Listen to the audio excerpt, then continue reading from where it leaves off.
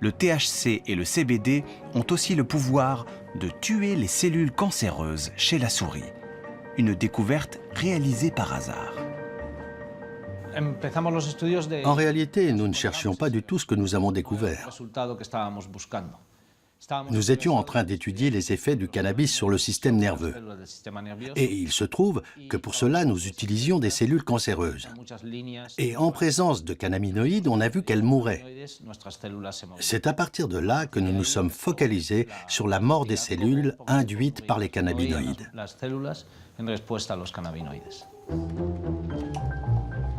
La découverte des propriétés antitumorales des cannabinoïdes a fait décoller la carrière de ces trois scientifiques. Car les cellules saines, elles, ne semblent pas affectées par le THC et le cannabidiol.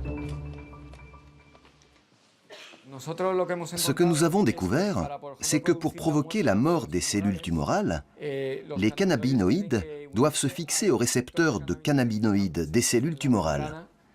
Ces récepteurs sont parfois plus nombreux sur les membranes des cellules cancéreuses que sur celles d'une cellule normale.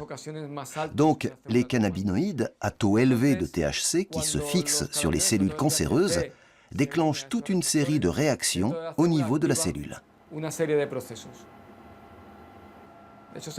Les points verts que vous voyez ici correspondent à de petites vésicules d'autodigestion. Autrement dit, ce sont des structures qui sont capables de digérer la cellule.